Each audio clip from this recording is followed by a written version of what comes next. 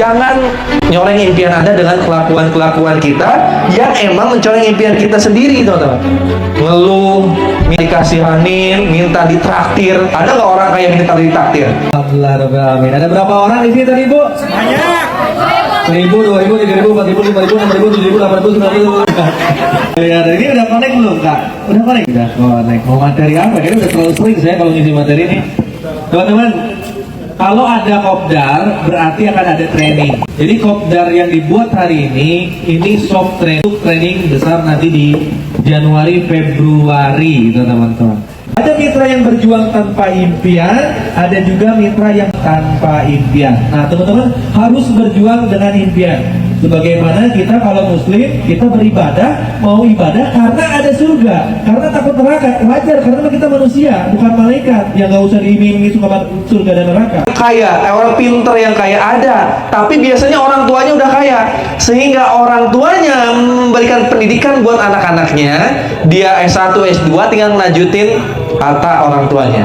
Orang yang bodoh itu bisa kebanyakan kaya. Yang direndahin sama orang biasanya kaya kenapa coba? Ada yang tahu nggak? Attitude Anda ketika pengen impiannya, ini impian sama sikap ini berbanding lurus, teman-teman.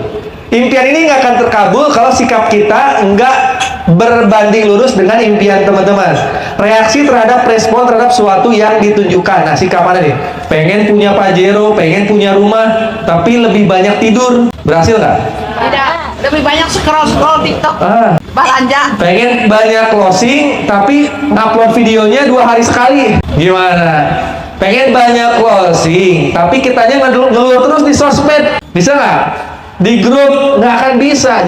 Jangan nyoreng impian Anda dengan kelakuan-kelakuan kita yang emang mencoreng impian kita sendiri, teman-teman. Minta dikasihanin, minta ditraktir. Ada nggak orang kayak minta ditraktir? Nggak ada. Harusnya jangan. Kalau orang muslim yang kaya, anti dibayarin, ya saya yang bayarin gitu. Ya, jadi jangan sampai sikapnya ya. Ya teman-teman harus paham nih, Allah Maha Adil tuh nggak melihat dari kerja keras kita. Allah nggak melihat dari kerja keras kita. Harus seutuhnya semuanya nih ya. Cara berpikirnya, keyakinannya. Orang yang kerja keras 8 jam tapi nggak yakin kaya nggak?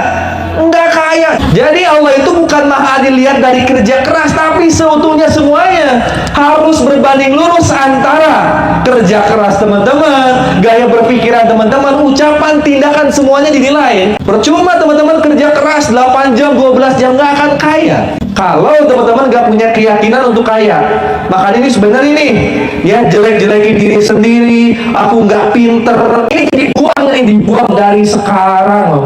Ada saya emang gaptek lagi, udah 3 bulan ikut Zoom juga nggak bisa-bisa. Itu jadi kenyataan. Adil nggak Allah akhirnya menijabah doanya dia? Dianya ngomong kok, bukan Allah yang nyuruh. Nanti ibu coba ketemu orang-orang yang udah berhasil di PTBS.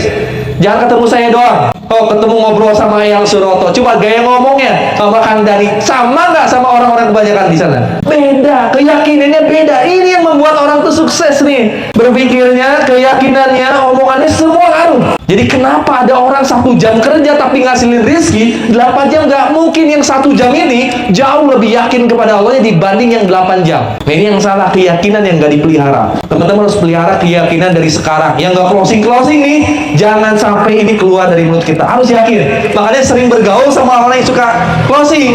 Gimana mereka cara ngomongnya? Pelajarin. Yang belum dapat reward, coba sering ngobrol.